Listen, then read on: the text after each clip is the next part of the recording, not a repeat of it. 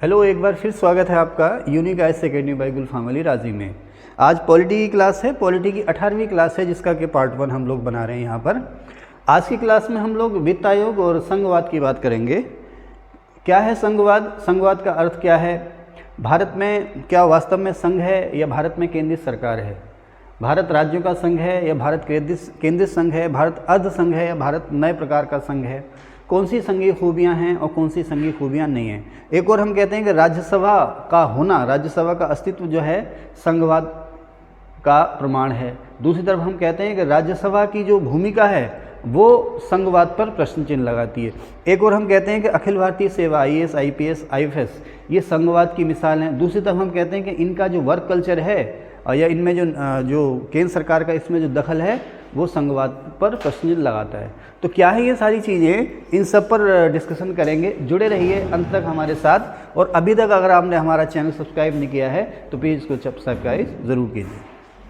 चलिए, तो संघ या यूनियन, AB डाइसी ने संघवाद को या संघ को परिभाषित किया था। अच्छा, संघ का मतलब भी आप समझ रहे हैं ना? जहाँ पर भी दो या दो से ज़्यादा लोग आपस में मिल जाएं तो वो संघ हो जाता है। वैसे संघ जो है बौद्ध धर्म से आया, संघ शब्द जो है वो बौद्ध धर्म से आया है। और संघ का अर्थ अगर आप देखें तो संघ जो है धर्मपरायण व्यक्तियों का समूह है। संघ जो है किसका समूह है? धर्मपरायण व्यक्तियों का समूह, धार्मिक व्यक्तियों का समूह है संघ। लेकिन राजनीति में संघ से अर्थ जो है इसका भिन्न है। AB डाइसी ने राजनीति विज्ञान में या शासन प्रशासन में संघ को समझाते हुए कहा कि संघ ऐसा कॉन्सेप्ट है, ये ऐसी अवधारणा है कि किसी भी देश में दो सरकारों का होना, एक सरकार नहीं दो सरकारों का होना। एक सरकार जो पूरे देश के लिए कानून बनाती है, पूरे देश पर शासन करती है, और एक सरकार वो जो संघ में अलग अलग राज्यों में, नाम चाहे जो भी हो, राज्य हो, डिस्ट्रिक्ट हो, प्रीफेक्ट हो, कुछ भी नाम हो, दूसरी सरकार वो जो संघ में अलग अलग जो राज्य हैं उन पर शासन करती है, उनके लिए कानून बनाती है। जैसे कि आप देखें हमारा देश, हमारे देश में दो सरकारें हैं ना, एक केंद्र सरकार जो पूरे देश के लिए कानून बनाती है और एक राज्य सरकार जो अपने अपने राज्यों के लिए कानून बनाती है। तो डाइसी ने इसी चीज़ को संघवाद कहा था। लेकिन उन्होंने ये कहा कि संघवाद में सिर्फ दो सरकारों का होना ही नहीं है, एकल सिस्टम में भी दो सरकारें हो सकती हैं। दो सरकारों का होने का मतलब संघवाद नहीं है, ठीक है ना? ये तो उसका बेसिक कॉन्सेप्ट है कि दो सरकारें तो होंगी, लेकिन दो सरकारें हैं तो आप ये नहीं कह सकते कि उस देश में संघ है या उस देश का जो ढांचा है वो संघीय ढांचा है, फेडरल स्ट्रक्चर है, या वहाँ पर संघीय भावना के अनुसार काम हो रहा है। दो सरकारों के साथ साथ ये भी है कि वहाँ पर जो केंद्र की सरकार है और राज्य की सरकार हैं, दोनों के काम स्पष्ट रूप से बटे हुए हों। एक लिखित संविधान हो जो सबसे ऊपर हो। लिखित संविधान जो है वही दोनों की शक्ति का स्रोत हो। केंद्र सरकार है उसे भी संविधान से ताकत मिलती है और राज्य सरकार है उसे भी संविधान से ताकत मिलती है। राज्य सरकारों को जो काम दिए गए हैं वो केंद्र की मर्जी पर नहीं है, वो संविधान में स्पष्ट रूप से लिखे हुए हैं। केंद्र सरकार उसमें किसी तरह का दखल अंदाज नहीं करेगी। केंद्र सरकार से ये उम्मीद की जाती है कि राज्यों को वो स्वतंत्रता पूर्वक अपना शासन करने देगी। स्वतंत्रता का मतलब ये नहीं है कि देश से अलग हो जाना या देश की नीति से अलग चलना, नहीं। राज्यों को जो काम सौंपे गए हैं केंद्र सरकार उनमें किसी तरह का दखल ना करे, केंद्र सरकार राज्यों को टॉर्चर ना करे, ये है उसका मतलब, ठीक है। तीसरी महत्वपूर्ण बात यह है कि केंद्र सरकार और राज्य सरकार अपने अपने कामों को करते हुए ये ध्यान रखें कि जनता की भलाई किस में है, दोनों मिलकर के ही जनता की भलाई करेंगे। तो इस तरह से डाइसी ने ये कहा कि संघवाद क्या है कि किसी भी देश में दो सरकारों का होना, दोनों अपने अपने कार्य क्षेत्र में उनका स्वतंत्र होना, दोनों ही की शक्ति का स्रोत संविधान को होना, और दोनों ही मिलजुल करके जनता की भलाई के लिए काम करती हैं। ये है संघ, ठीक है। अब समय के साथ साथ जब हम आगे बढ़ते गए तो हमारा जो फेडरल सिस्टम है या यूनियन सिस्टम है या हमारी जो संघीय विशेषता, देखो हमारे कॉन्स्टिट्यूशन का आर्टिकल 1 है वो स्पष्ट रूप से भारत को क्या कहता है कि भारत राज्यों का संघ है। हमारे संविधान का आर्टिकल 1 स्पष्ट रूप से भारत के राज्यों का संघ बताता है ना। भारत राज्यों का संघ होगा या भारत राज्यों का संघ है। तो अगर आपसे कोई पूछे कि आर्टिकल 1 में भारत को क्या कहा गया तो यूनियन ऑफ स्टेट या राज्यों का संघ कहा गया। और इसकी फेवर में बहुत सी चीज़ें हैं भी ऐसी जो भारत को संघ कहती हैं। जैसे यहाँ पर अगर आप देखें तो मैंने यहाँ लिखा है संघ के लक्षण। यहाँ पर आप देखें तो मैंने लिखा है संघ के लक्षण या संघवाद के लक्षण। कहने का मतलब क्या है कि हमारे देश में ऐसी कौन सी खूबियाँ हैं, ऐसी कौन सी विशेषताएं हैं जो कहती हैं कि भारत संघ है। देखें, सबसे पहली बात, हमारे यहाँ संविधान जो है लिखित है, लिखित संविधान है, और ये लिखित संविधान जो है सबसे ऊपर है। हमारे देश में संविधान से ऊपर कोई नहीं है, चाहे केंद्र सरकार हो, राज्य सरकार हो, यहाँ तक कि न्यायालय हो, संसद हो, कोई भी हो, सबसे ऊपर संविधान है। तो सबसे महत्वपूर्ण विशेषता, ठीक है ना, संविधान सबसे ऊपर है। ठीक है, कोई दिक्कत? हमारे देश में संविधान सबसे ऊपर है। ओके, दूसरी बात तो ओके, जो संघ का जो लक्षण है कि क्या, लिखित संविधान और सबसे ऊपर या सर्वोच्च संविधान। इसके अलावा संविधान जो है वो दोनों की शक्ति का स्रोत है। कैसे है दोनों की शक्ति का स्रोत? आपको पता, हमारे संविधान में 12 अनुसूची हैं। ये 12 जो अनुसूची हैं, इसमें जो 7वीं अनुसूची या 7वीं लिस्ट है, उसमें क्या है, केंद्र सरकार और राज्य सरकारों के बीच में कामों का बंटवारा किया गया है। केंद्र और राज्यों के कामों को अलग अलग बांटा गया है। जो केंद्र के काम हैं वो उनके लिए केंद्रीय सूची है, और जो राज्य सरकारों के काम है उनके लिए राज्य सूची है। जानते हैं ना, 7वीं अनुसूची में क्या विषय हैं? केंद्रीय विषय यानी कि वो काम जिस पर केंद्र सरकार कानून बनाएगी, राज्य सूची यानी कि वो काम जिस पर राज्य सरकार कानून बनाएगी, और एक तीसरी लिस्ट इसमें और है, कौन सी? समवर्ती सूची या कॉनकॉरेंट लिस्ट। कहाँ से ली गई समवर्ती सूची? समवर्ती सूची की भाषा किस देश के संविधान से ली गई है? वेरी गुड, ऑस्ट्रेलिया के संविधान से। तो केंद्र सूची, राज्य सूची और समवर्ती सूची। केंद्र सूची में वो विषय जिस पर केंद्र कानून बनाएगा, राज्य सूची में वो विषय जिस पर राज्य कानून बनाएगा, समवर्ती सूची में वो विषय जिस पर दोनों कानून बना सकते हैं। दोनों मिलकर नहीं, केंद्र भी कानून बना सकता है पूरे देश के लिए और राज्य भी कानून बना सकता है। अब यहीं पे कुछ प्रश्न चिन्ह पैदा होगा, लेकिन अभी इसकी बात बाद में करेंगे। कहने का मतलब क्या है कि संविधान में केंद्र और राज्यों के बीच में कार्यों का बंटवारा कर दिया गया है ताकि भविष्य में दोनों के बीच में किसी तरह कोई टकराव ना हो। ठीक है, फिर आप देखें 2 सरकारें, जो मूलभूत विशेषता है, हमारे यहाँ 2 सरकारें हैं, केंद्र सरकार और राज्य सरकार। वैसे अब तो सरकारों के 3 स्तर हो गए ना, केंद्र सरकार, राज्य सरकार और स्थानीय सरकार, पंचायतें और नगर पालिकाएँ। अच्छा, अब आप देखें हमारे यहाँ राज्य जो हैं प्रायः पूर्ण रूप से स्वायत्त हैं। अब स्वतंत्र नहीं कहा मैंने, इसको स्वायत्त कहा। स्वतंत्र होने का मतलब वो तो देश से अलग ही हो जाएंगे, हाँ अपने कार्यों में स्वतंत्र हैं। अब यहाँ पर मैंने शब्द जोड़ दिया प्रायः। कुछ एक मामले ऐसे हैं जहाँ पर केंद्र सरकार राज्यों के कामों में दखल दे सकती है, आदेश निर्देश दे सकती है। अदरवाइज सामान्य परिस्थितियों में राज्य सरकारें स्वतंत्र रूप से अपने कार्यों को करती हैं। तो राज्य जो हैं प्रायः स्वायत्त हैं, अपने अपने एरिया में फ्री हैं। हमारे यहाँ कोर्ट है, जुडिशरी है, वो स्वतंत्र है, उस पर किसी का दबाव नहीं है। हमारे यहाँ न्यायपालिका जो है स्वतंत्र है, वो किसी के दबाव में काम नहीं करती है। ये भी संघ का लक्षण है। इसके अलावा राज्यसभा जो है राज्यों का सदन है। आपको पता है संसद के 2 अंग है, लोकसभा और राज्यसभा, है ना। उसमें जो राज्यसभा है उसे स्पेशली राज्यों का सदन कहा गया है। और जो राज्यसभा के मेंबर हैं उनसे ये अपेक्षा की जाती है कि जब भी संसद कानून बनाएगी तो अब आप अपने अपने राज्यों के हितों का विशेष ध्यान रखेंगे। इसके अलावा राज्य सभा में जो सदस्य चुनकर आते हैं वो राज्य विधानसभाओं के जो एमएलए होते हैं उनके वोट से चुनकर आते हैं। तो ये भी हमारे यहाँ एक संघवाद का लक्षण है कि संसद जो है पूरे देश के लिए कानून बना रही है। उसके 2 हाउस हैं, एक लोकसभा और एक राज्यसभा। राज्यसभा को स्पेशली राज्यों का सदन कहा गया है। ठीक है, अखिल भारतीय सेवाएं, आपको पता है हमारे यहाँ 3 अखिल भारतीय सेवाएं हैं। नाजिम, कौन कौन सी हैं 3 अखिल भारतीय सेवाएं हमारे देश में?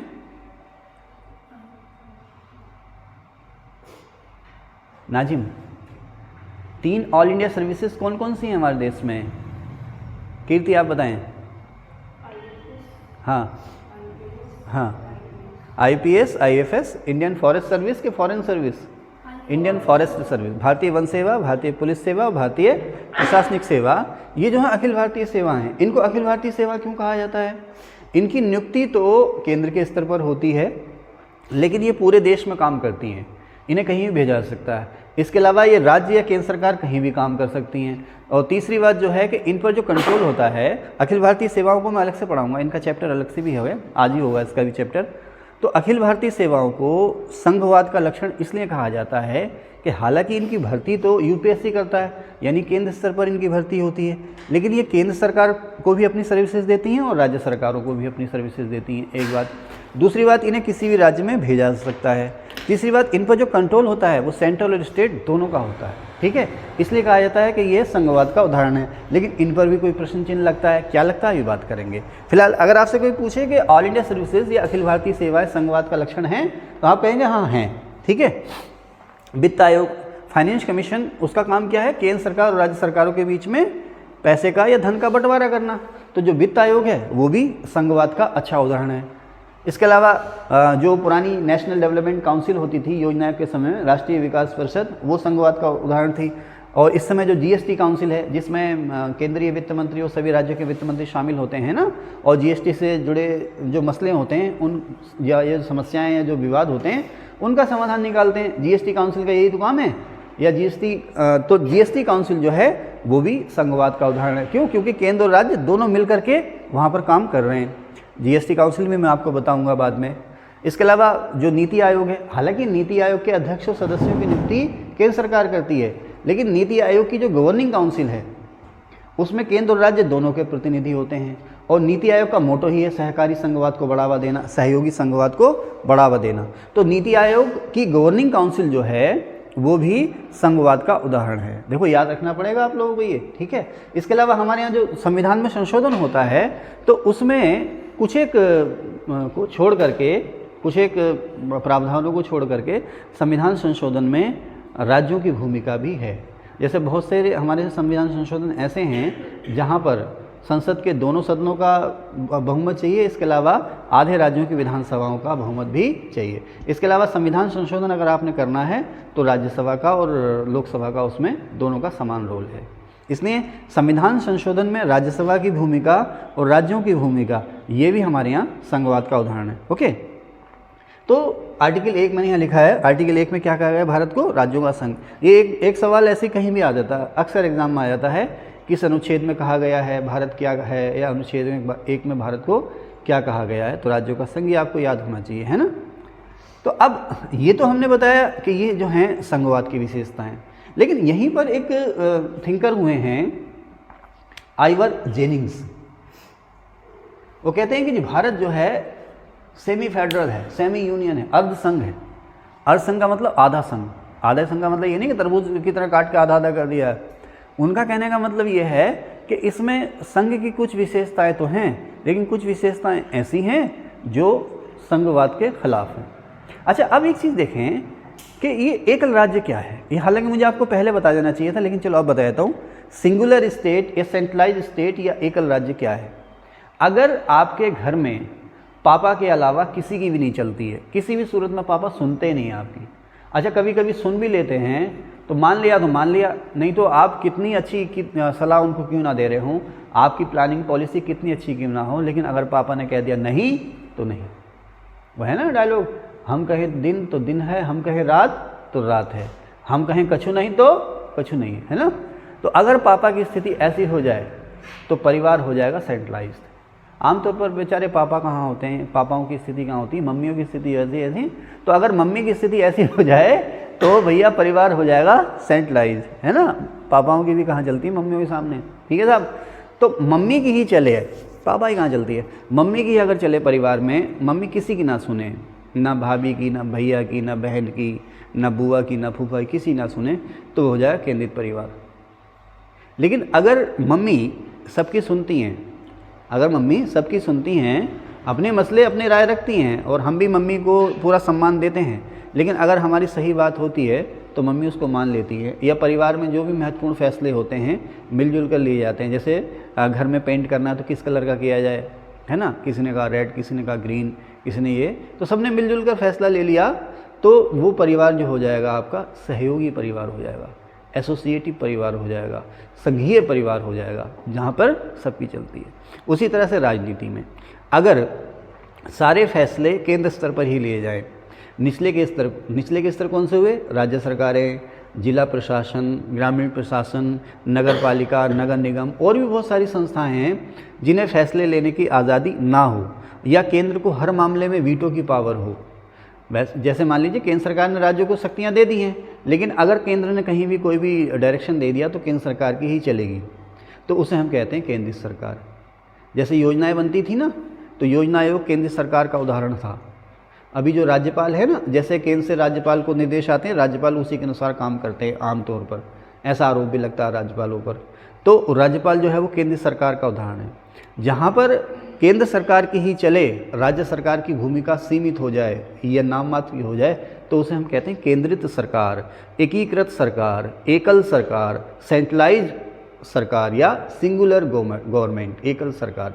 जैसे कि इंग्लैंड और फ्रांस में, इंग्लैंड और फ्रांस में भी हैं स्टेट, इंग्लैंड में जो स्टेट होते हैं उन्हें काउंटी कहते हैं।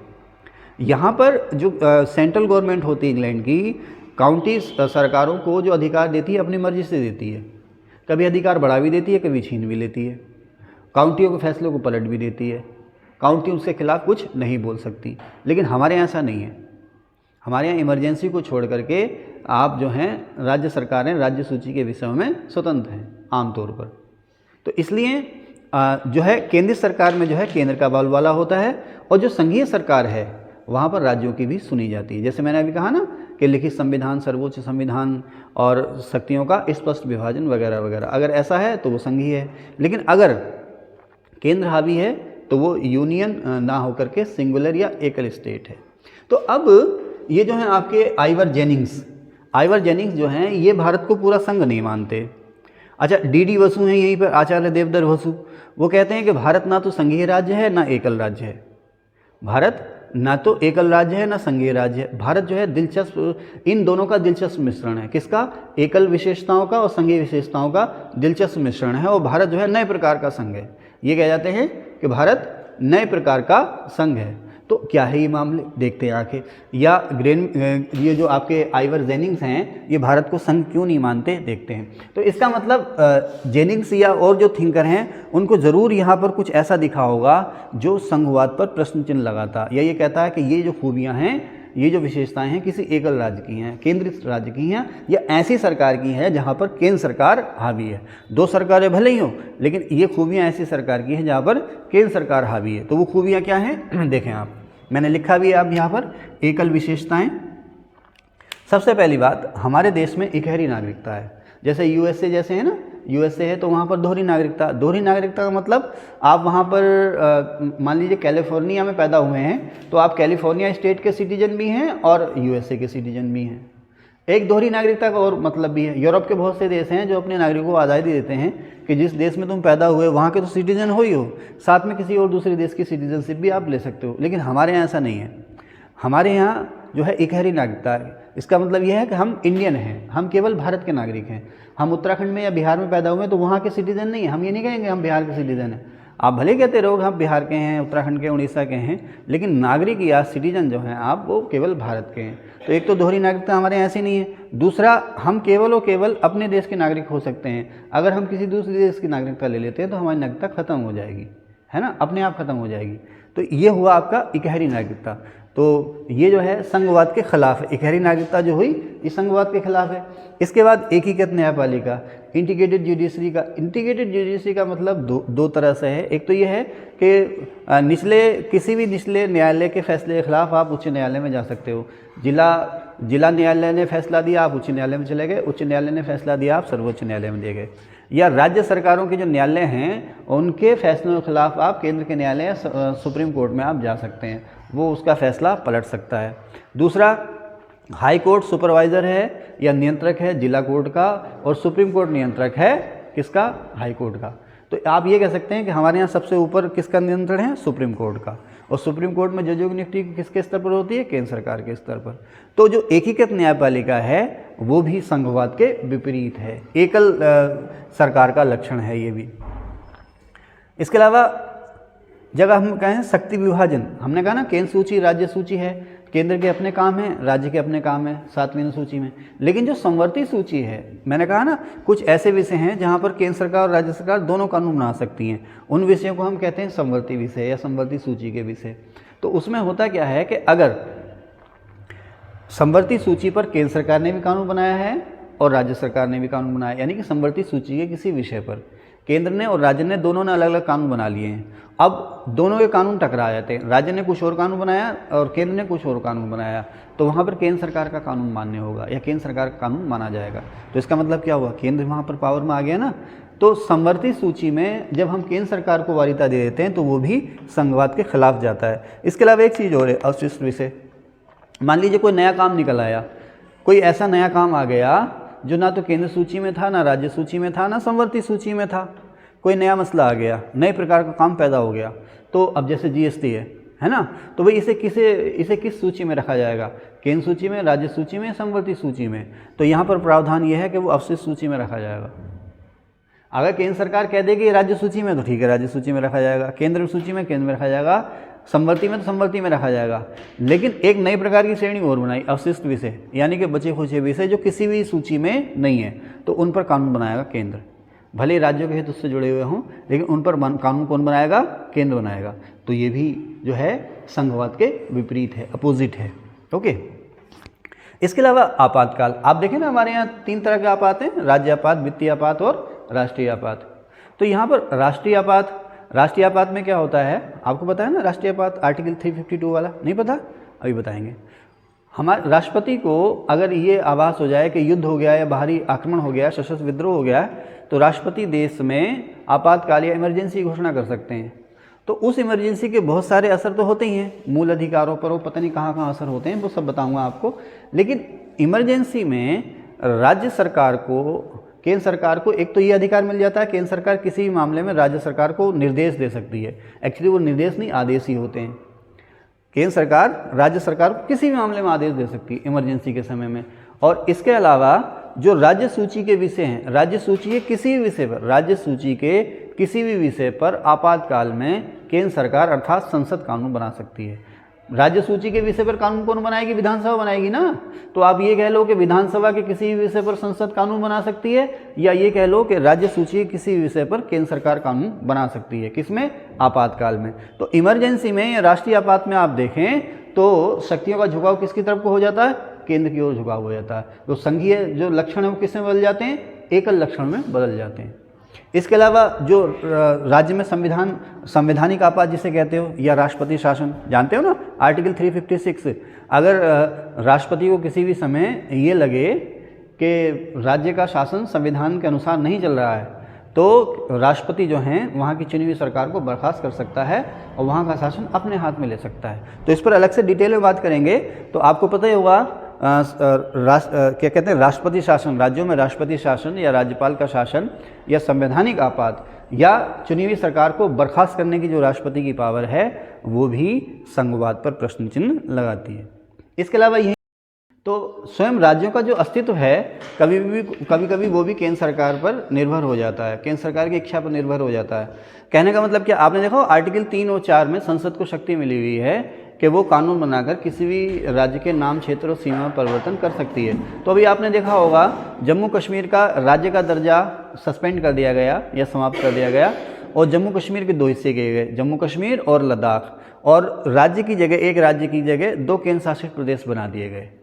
तो ये जो शक्ति मिली हुई है संसद को, वो भले ही जम्मू कश्मीर का दर्जा ख़त्म किया गया हो या एक राज्य को अलग करके, एक राज्य के टुकड़े करके 2 या 2 से ज़्यादा राज्य बना दिए जाएं, या 2 या 2 से ज़्यादा राज्यों को या उनके कुछ हिस्सों को मिला करके नया राज्य बना दिया जाए। इसमें जो राज्यों की जो भूमिका है वो मात्र सलाहकारी है। इसमें सिर्फ राष्ट्रपति से ये अपेक्षा की गई है कि इस तरह का काम, किसी भी राज्य के नाम, क्षेत्र या सीमा परिवर्तन या उसके दर्जे में खात्मे की अगर आप बात करते हैं तो केवल उस राज्य की विधानसभा से आप परामर्श ले लें। अब उस परामर्श को या सलाह को माने या ना माने आपकी मर्जी है, वो संसद का विशेषाधिकार है, वो कुछ भी कर सकती है, दर्जा ही बदल सकती है ना। कोई यूटी है तो उसे स्टेट का दर्जा दे सकती है, स्टेट को यूटी का दर्जा दे सकती है, और उसके नाम, क्षेत्र और सीमा में परिवर्तन भी करा सकती है। यानी कि स्वयं राज्यों का अस्तित्व जो है वो केंद्र की मर्जी पर निर्भर है। तो ये भी संघवाद पर प्रश्न चिन्ह लगाता है। ठीक है, आगे क्या था, अभी जो पूर्व का योजना आयोग था, हाँ नहीं यहाँ रह गया, आपातकाल की बात हो गई ना, राज्य में राष्ट्रपति शासन, राज्यपाल, इसकी अलग से ही बात करेंगे। तो राज्यों को निर्देश, कई मामलों में ऐसा है कि केंद्र सरकार को ये ताकत है, ये शक्ति मिली हुई है कि वह राज्य सरकारों को निर्देश दे सकती है कि अपना शासन इस तरह से चलाए।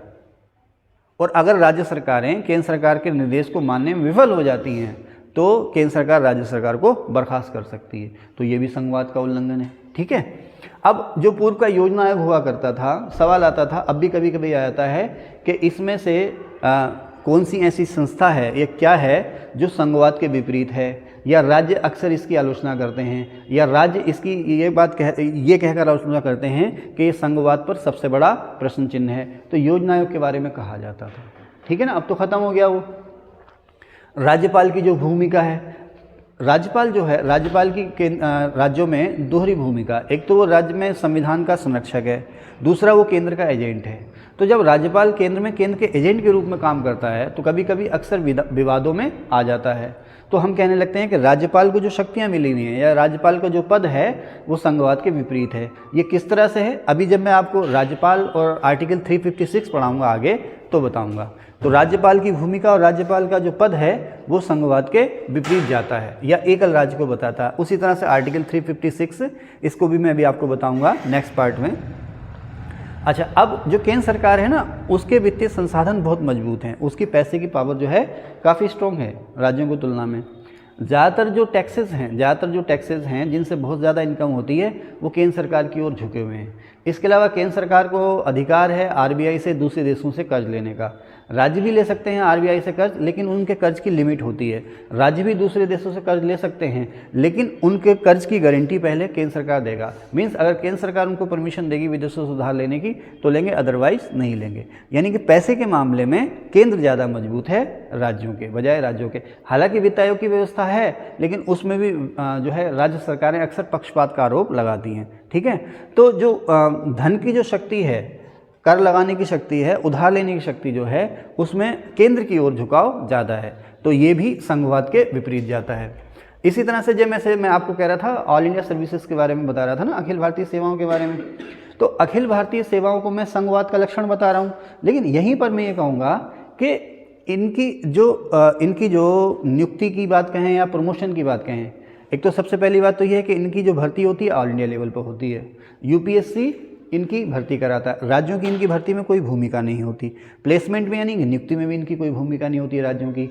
अगर किसी राज्य सरकार में ये काम कर रहे हैं, ऑल इंडिया सर्विस यानी कि आईएएस, आईपीएस और आईएफएस वाले राज्य सरकार में ये काम कर रहे हैं, तो राज्य के भीतर इधर से उधर करने राज्य सरकार तो कर सकती है, ट्रांसफ़र कर सकती है, लेकिन राज्य सरकार की इनके प्रमोशन में कोई भूमिका नहीं होती।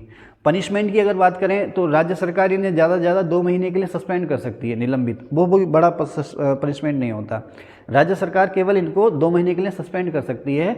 बाकी और जो दंड हैं, पनिशमेंट हैं जो भी हैं, वेतन रोकना या डिमोशन करना या सेवा से हटा देना, बर्खास्त करना, वो सब केंद्र के अधिकार में है। तो अक्सर हम लोग देखते हैं, मैं ये नहीं कह रहा, ऐसे बहुत सारे विद्वान कहते हैं कि ऑल इंडिया सर्विसेज का जो झुकाव होता है, इन सेवाओं के जो अधिकारियों का झुकाव जो होता है अक्सर केंद्र सरकार की होता है, केंद्र सरकार की ओर होता है। ठीक है ना। इसके अलावा केंद्र सरकार कभी भी राज्य सरकार के किसी भी कार्मिक को उठा करके केंद्र में बुला लेती है, टेन्योर पर या प्रतिनियुक्ति भी बुला लेती है कि भाई ये कर्मचारी हमें चाहिए, इसकी सेवा आपने हमें देनी है।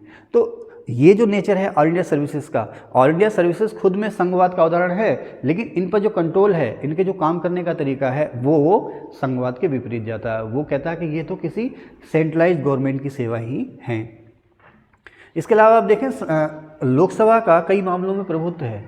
कैसे? देखो, संविधान संशोधन की अगर बात करें तो संविधान संशोधन में तो चलो दोनों हाउस का महत्व है, दोनों हाउस का अपना अपना महत्व है, लेकिन इसके अलावा कई मामले ऐसे हैं, जैसे आप देखें ना, कोई बिल अगर लोकसभा ने पास कर दिया है या लोकसभा में पेंडिंग है, लोकसभा से पास होकर राज्यसभा में चला भी गया है और लोकसभा भंग हो जाती है, वो बिल खत्म हो जाता, वो बिल जो है वो ख़त्म हो जाता। तो यहाँ पे आप देखें, राज्यसभा को दोहरे नागरिक जैसी या दोयम दर्जे के नागरिक जैसी सुविधा यहाँ पर मिली हुई है।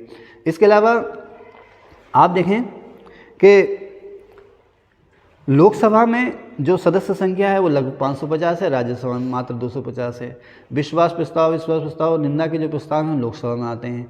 सरकार का बनना या बिगड़ना किस पर निर्भर है? लोकसभा पर निर्भर है। तो यहाँ पर आप देखेंगे कि राज्यसभा को हम संघवाद का उदाहरण तो ज़रूर कहते हैं, लेकिन कई मामलों में वो लोकसभा की तुलना में उसकी शक्तियाँ या उसका महत्व बहुत कम है। ओके, तो इसीलिए आइवर जेनिंग्स ने भारतीय संघ को क्या कह दिया? अर्ध संघ कह दिया। अच्छा, अब देखो, मैंने यहाँ पर एक बात लिखी है, हाई कमान कल्चर। अक्सर ऐसा होता है कि केंद्र में, देखो बहुत सारी चीज़ें हैं केंद्र में। मान लीजिए हमारे प्रधानमंत्री हैं, कोई भी प्रधानमंत्री रहे हों, पंडित नेहरू और इंदिरा गांधी के समय में हमने देखा कि पंडित नेहरू, इंदिरा गांधी जो थे, उनकी आम जनता पर भी पकड़ बहुत ज़्यादा थी, मजबूत पकड़ थी। 3/4 से भी ज़्यादा सीट ये जीत जाते थे लोकसभा की। आम जनता पर इनकी पकड़ बहुत मजबूत थी, इनकी खुद की पर्सनैलिटी बहुत स्ट्रांग थी, अपनी पार्टी में भी इनकी पकड़ बहुत मजबूत थी, इनके सामने कोई भी कुछ बोलने को तैयार नहीं होता था। तो अब होता क्या था, एक ज़माना वो था कि केंद्र में कांग्रेस की सरकार केंद्र में तो होती ही होती थी, बहुत सारे राज्यों में भी कांग्रेस की सरकार होती थी, इंदिरा जी का समय रहा हो या नेहरू जी का समय रहा हो। तो उस समय क्या होता था कि जो प्रधानमंत्री महोदय ने कह दिया या पार्टी के केंद्रीय अध्यक्ष ने कह दिया, वही काम राज्यों के मुख्यमंत्रियों को करना है। हालांकि कोई दबाव नहीं है, कुछ नहीं है, लेकिन सब अंडरस्टूड था कि पार्टी हाईकमान ने, पार्टी हाईकमान कौन हुए? प्रधानमंत्री हुए। आमतौर पर हमारे यहाँ जो पार्टी में सबसे प्रमुख नेता होता है वही देश का प्रधानमंत्री होता है। आप कहीं भी उठा के देख लें, जनता पार्टी के समय मोरारजी देसाई का बोलबाला था, कांग्रेस के समय इंदिरा जी होती थी, राजीव होते थे और नेहरू जी होते थे। तो वही पार्टी के आमतौर पर अध्यक्ष भी होते थे, सरकार के मुखिया भी वही होते थे, पार्टी को भी वही चलाते थे, उनके निर्देशों के खिलाफ कोई जाता नहीं था। तो जैसा उन्होंने कह दिया उसी के अनुसार राज्यों के जो मुख्यमंत्री थे वो काम करते थे, उनके खिलाफ बोलने की किसी की हिम्मत नहीं होती थी। तो अगर केंद्र में प्रधानमंत्री शक्तिशाली हैं और उनकी जनता पर पकड़ है, पार्टी पर पकड़ है, तो अक्सर ऐसा होता है कि केंद्र में तो उनकी सरकार है ही है, और जहाँ जहाँ पर भी राज्यों में उनकी सरकार होगी तो राज्य सरकारें उनकी हाँ में हाँ मिलाती रहती हैं। ठीक है ना। तो ये जो हाईकमान कल्चर है ना, कभी कभी ये भी संघवाद के विपरीत चला जाता है। ठीक है। तो ये सारी बातें थी और इन्हीं को लेकर के डी बसु ने कहा कि हमारा जो संघ है वो नए प्रकार का संघ है, ये केंद्रीय संघ, ये केंद्रीय सरकार और संघीय सरकार दोनों का मिश्रण है या दोनों का दिलचस्प मिश्रण है। ठीक है। तो इस वीडियो में इतना ही, पार्ट 1 था ये, इसके बाद पार्ट 2 में चलेंगे। यहाँ तक मैंने आपको बता दिया, इससे आगे मैं आपको पार्ट 2 में बताऊँगा। इसका आप स्क्रीनशॉट ले लीजिए। Thank you.